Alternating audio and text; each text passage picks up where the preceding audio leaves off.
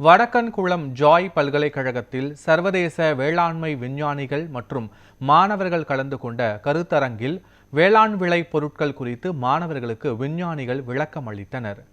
நெல்லை மாவட்டம் வடக்கன்குளம் ஜாய் பல்கலைக்கழக வளாகத்தில் சர்வதேச வேளாண்மை மற்றும் தோட்டக்கலை ஆராய்ச்சி விஞ்ஞானிகள், ஆய்வாளர்கள் மற்றும் மாணவர்கள் பங்கேற்ற கருத்தரங்கம் நடைபெற்றது.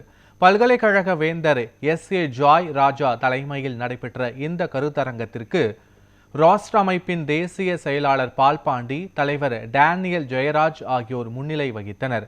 இதனைத் தொடர்ந்து துணைவேந்தர் ஜான் டி பிரிட்டோ, மத்திய வேளாண் ஆராய்ச்சி விஞ்ஞானி டாக்டர் ராஜாராம், மதுரை மத்திய பட்டு விரிவாக்க மற்றும் ஆராய்ச்சி இணை இயக்குனர் மஹிமா சாந்தி, துணைவேந்தர் வைபவ் மேஷ்ரம், ராதாபுரம் இந்திய வேளாண்மை கல்லூரி ஆலோசகர் ஜோனாதன், முதல்வர் பரமகுரு, திருச்சி குழுமூர் வேளாண் இன்ஸ்டிடியூட் தேசிய செயலாளர் வினோத், இலங்கை ஜாஃபினா பல்கலைக்கழக பொருளாதார விரிவுரையாளர் ராதிகா ஆகியோர் கலந்து கொண்டு ஆராய்ச்சி விளக்க குறிப்புகளை விளக்கினர். இதில் சிறப்பு அழைப்பாளராக மத்திய அரசின் தென்னிந்திய தேயிலை உற்பத்தி தொழிற்சாலை சிறப்பு ஆலோசகர் அருண்குமார் கலந்து கொண்டார்.